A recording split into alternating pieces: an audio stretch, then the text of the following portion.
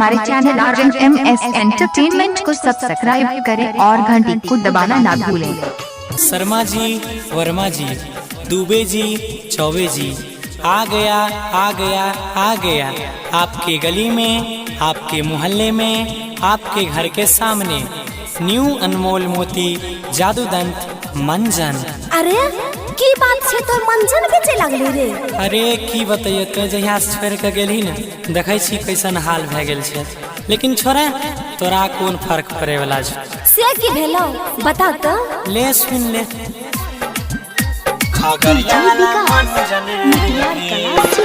Singing by गौरव ठाकुर। प्यार में हमरा कर देले छौरिया इतना गंजन के। की भेलो प्यार में हमरा कर देले छौरिया इतना गंजन के।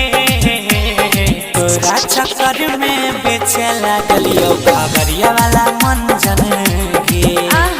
तोरा चक्कर में बेचे लागलियो खगरिया वाला मंजन के। काटे छियै दिन घुम घुम के करे छी मनोरंजन के। सुनै छी धंधा में दिल लगाई लेलियै होय छै मनोरंजन के। तोरा चक्कर में बेचे लागलियो खगरिया वाला मंजन के। अच्छा तोरा चक्कर में बेचे लागलियो अनमोल मोती मंजन के। यह प्यार डीजे रामशंकर राज, डीजे रामशंकर राज,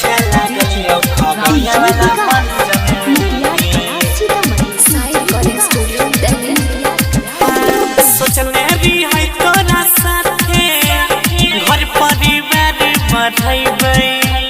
तू कैला ही गजदारी मंजन के व्यापार बढ़ैबै। मंजन के व्यापार बढ़ैबै। मंजन के व्यापार बढ़ैबै। सोचने भी है तोरा साथे घर परिवार बढ़ैबै। तू कैला ही गजदारी आबे मंजन के व्यापार बढ़ैबै।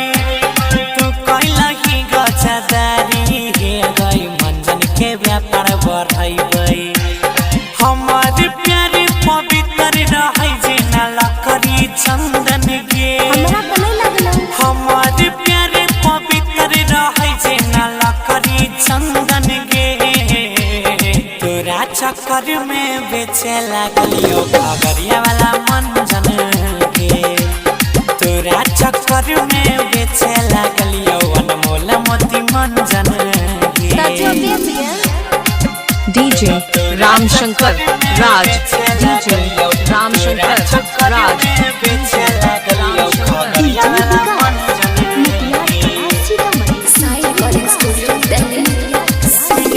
जहिया अंगनवा में खेलत हर घर तोर नाती पोता।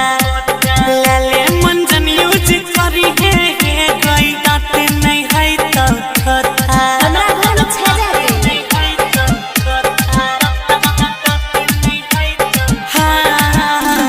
जहिया अंगनवा में खेलता भर घर तोर नाती पोता। लाले मंजन यूज करी है सुने दांत नहीं है तो घेता। मल्लिक राकेश गौरव कहो सुने खई है बादाम गोटा गोटा। गुड्डू हन्नी सन्नी कहो तर है तो दूर गंजन के। हमरा देखी के हंसै छही है तो दूर गंजन के। तोरा चक्कर में बेचे लागलियो खगरिया वाला मंजन के। तोरा चक्कर में बेचे लागलियो राधा कृष्ण छाप मंजन के। हमें तो कमाइए लेबे तो केना जीवे। हमहू जीविए लेबे रे छौड़ा। Recording by honey star Delhi.